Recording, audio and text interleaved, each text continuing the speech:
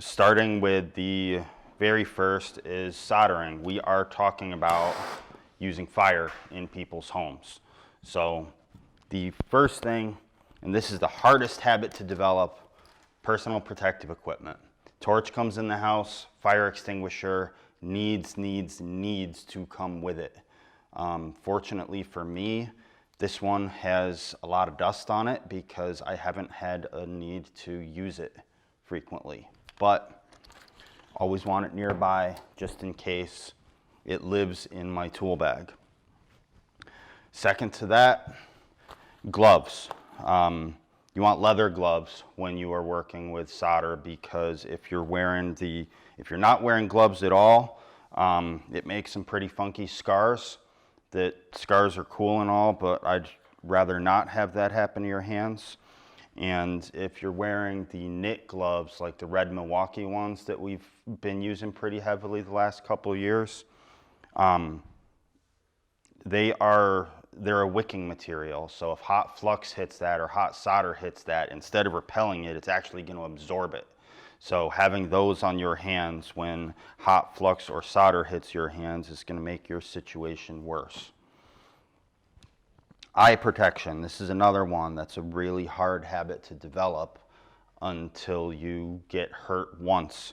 Then it becomes an easier habit. So whenever you're doing soldering, you want a fire extinguisher, you want gloves, you want eye protection, so that hopefully you can be whole and do it again tomorrow. To run down the other pieces of equipment and materials involved, if you're cutting copper, you want to use a copper tubing cutter. You can use a Sawzall, you can use a bandsaw. I'd be lying if I said to you that I never have, but it's not designed for it. It ends up with crooked cuts, it ends up with a lot more burrs, and you can do yourself more harm than good by trying to do that. As far as solder goes, there are really 3 different types that you will find if you go looking for solder. The one I'm going to use today is Silva Bright. This is 0.4% silver, 95% tin, and 4% copper. The silver content gives this a very high melting point. It makes it stronger. More often than not, if you're getting solder from PBS, this is what you're going to end up with. There is also 95.5, which is 95% copper, 5% tin. That's okay to be used on potable water. What you need to avoid using is what's called 50-50.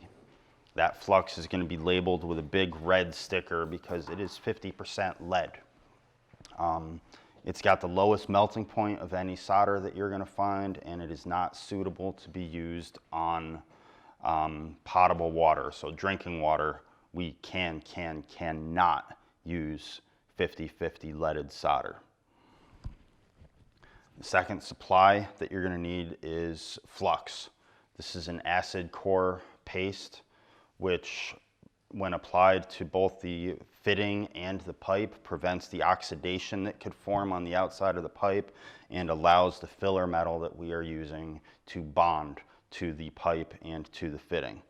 If you apply solder to copper without flux being present, what's going to happen is oxidation is going to happen on the surface of the copper, and that's going to prevent the solder from bonding to it. And last, preparation is the biggest part. You need a wire brush for cleaning the inside of the fitting. These conveniently come in sizes that are made to fit directly into the fitting. You need to clean the outside of the pipe. Most common that we use for that is an open mesh, a plumber's mesh, or emery cloth. There are these little 4-in-1 tools that can clean the outside of the pipe as well as the inside of the fitting, all in one tool. It's kind of cool. If it's not something that you do a lot, this is a convenient thing to have because it is just one thing in your toolbox. If it is something that you do a lot of, I don't use these very frequently because what I've found is the 4 brushes do not all degrade at the same rate. And after a day of fitting pipe, what you find is you don't have a 4-in-1 anymore, you have 3-in-1, and the day after tomorrow you'll have a 2-in-1, and now you need to buy a whole new tool instead of just a brush or rip off another 12 inches of emery cloth. Any questions on any of these supplies or tools or products so far? All right, so in the interest of practicing what I preach, get my gloves on, get my glasses on. The first most important step in fitting pipe and copper is preparation. You need to clean the inside of the fitting. You need to clean the outside of the pipe.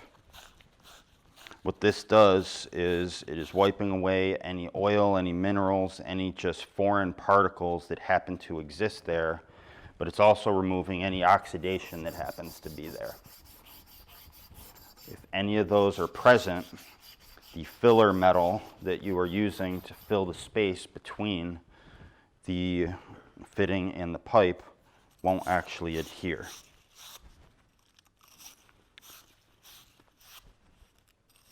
So once everything's good and clean,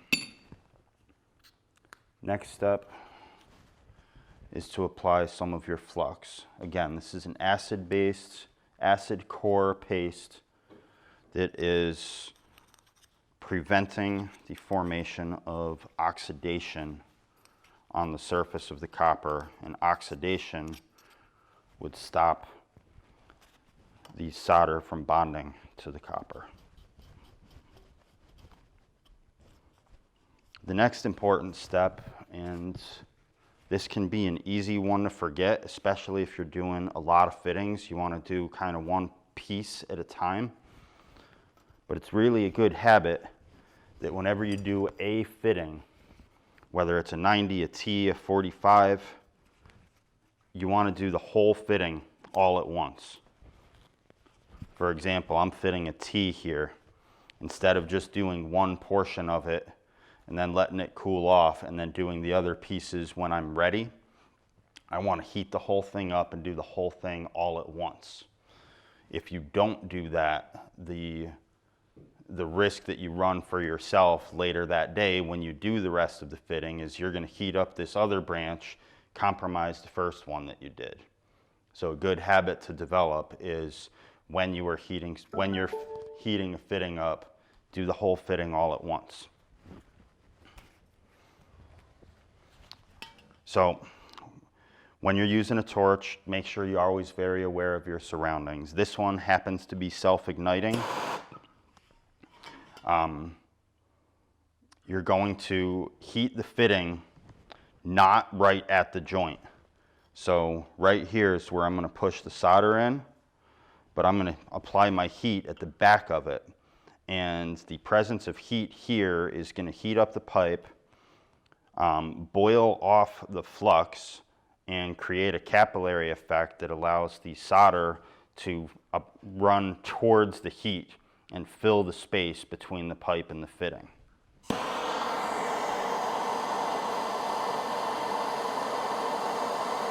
I generally try to do the heat from the bottom. Just kind of tap the solder to it every 5 seconds or so. Once it's hot enough, the solder will melt on contact and flow right in where it's going.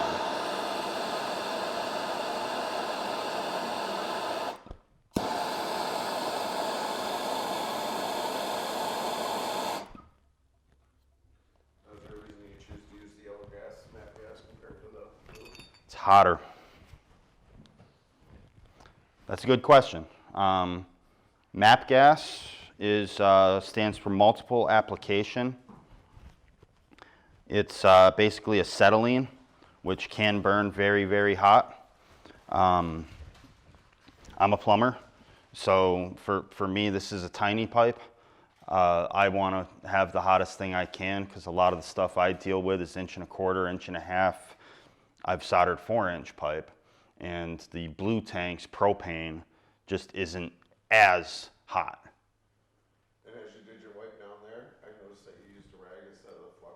Does it matter either way? So ideally, you want to let things, the whole purpose of using the rag is literally to wipe away the flux. Flux is an acid, so if you leave it in contact with the metal for an extended period of time, it is going to turn it green and degrade it and actually create more oxidation. So wiping a fitting down with the flux brush is it was kind of an old school plumber's trick, that if you were having a hard time getting solder to take, what they'd do is use the flux brush to kind of paint it in there, and sometimes it would help you with a tricky joint, but more often than not, it was probably covering up for the fact of a joint that wasn't properly prepped. Okay, yeah, like I use it to clean it. It finds that it cleans that excess solder. You know how you get the drips on the sides? I do. It's still very important when you're like done to take a rag to it, wipe off whatever excess flux was in there.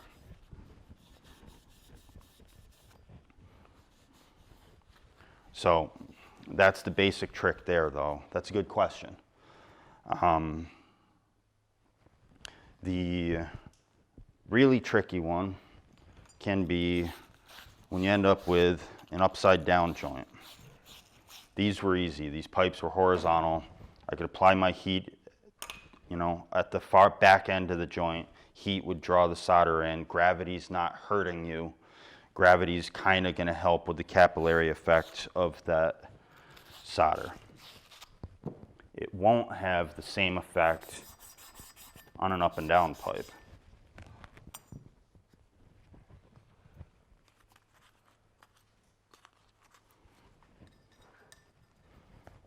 So when gravity's working against you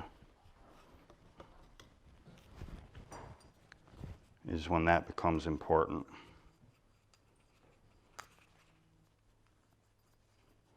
The other reason that you don't want to do only part of a fitting and then do the rest later is when you heat up the fitting, all of the flux is going to melt.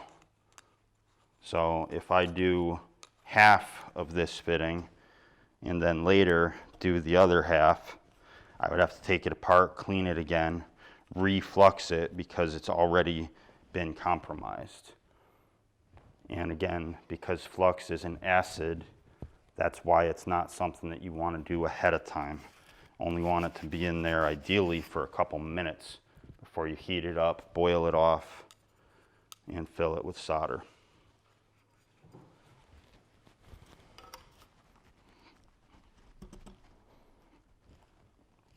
So I'm going to do a couple more, and the one to really demonstrate, which means I'm probably going to make the biggest mess of it that I have in a while, is the bottom half of this 45. Solder will follow heat, and the capillary effect, which is going to draw it towards the heat and allow it to fill the space between the fitting and the pipe. So if I heat up here, I should be able to apply my solder from down here and it'll go up. If it starts running down, hopefully that means the joint's already overfilled and I can stop. Don't need a lot either. A 3/4 pipe only takes about 3/4 of an inch of solder.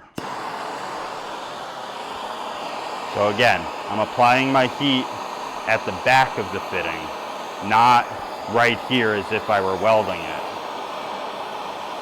Heating up the pipe, and that heat is what melts the solder and draws it in.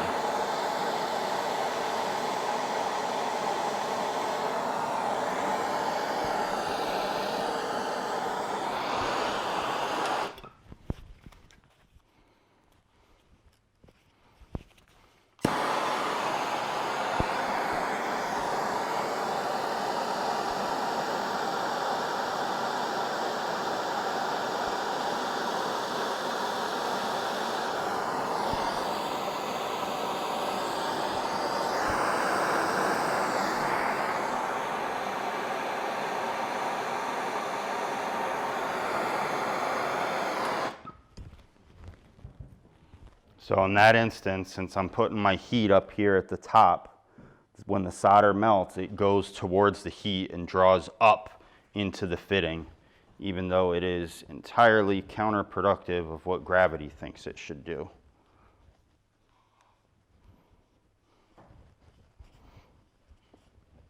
Once it's kind of set, wipe it down with a rag just to get rid of the excess flux that's left on the outside of the pipe.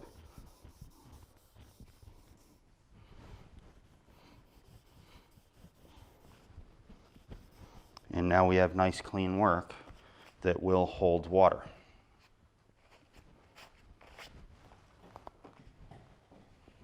So things that will interfere with this are water or the presence of pressure at all. So once you have your preparation work done, the pipe is clean, the fitting's clean, the flux is applied, if there's water in the pipe, two things are going to happen. One, that water is going to cool the pipe that it touches. So if there's water in the bottom of the pipe, the top of the pipe's going to get hot, your solder will melt up there, but the bottom won't be able to hit the 600 degrees or whatever it is that solder needs to melt, and the bottom's not going to take. Also, if there's water in the pipe, when you heat it up, it is going to boil. That water is going to boil, it's going to turn to steam. Steam is going to pressurize the pipe, which is going to create the blowout that one of you guys said you had not long ago. So if you have water dripping, the biggest thing that you can do is find where it's coming from, drain it, give it somewhere else to go. So like Hal said, if you're draining the system down, shut the water off at the main, open the hot taps, the cold taps, honestly flush the toilets, because then the fill valve in the toilet will open the water line there and create a vapor point for it to drain from. And a dry pipe that's properly prepped can take solder like this. A wet pipe means you've got to find a low point, give that water somewhere else to go. Shut-off valves. Do you recommend soldering them closed or open? Open. Because you know what happens if you leave them closed and solder them? If you have a ball valve closed when you solder it, one of two things could happen. One, you'll have a pressure buildup on one side of it, and you'll create some steam or pressure that could blow it apart. But also, if you overfill the joint, that solder could interfere with opening and closing the valve. The last kind of important one that comes up for me is threaded adapters, a male or female pipe adapter. You always want to do the solder joint and the heat on those before taping and doping and threading them. So if you have a threaded fitting to do, make a 6-inch stub of pipe, put a male adapter on it, sweat it, clean it, cool it, tape and dope it, and put that together, and then do the rest of your soldering 6 inches away from that, and do it with a cold rag wiped around it so that you don't heat that up and compromise that pipe dope. So for me, these are the biggest tips and practices, and a lot of it gets easier with practice and repetition. Are there any questions that anybody else might have or want to ask, or tell me I got all wrong? Everything is wrong. Everything is wrong, that's true. Everything's right. Perfect. You know, this is a little bit of a dying art, and like one or two of you guys pointed out, ProPress exists. Sooner or later, we're going to be at the point where our primary method of fitting copper is ProPress. We've got 5 or 6 of the tools, but we've got 5 or 6 of the tools and, 100 trucks to be putting things in every day. So on a run-of-the-mill water heater where you're only doing 2 or 3 fittings, this is going to remain our primary way to go. If there's nothing else, I think I can let you guys get to work.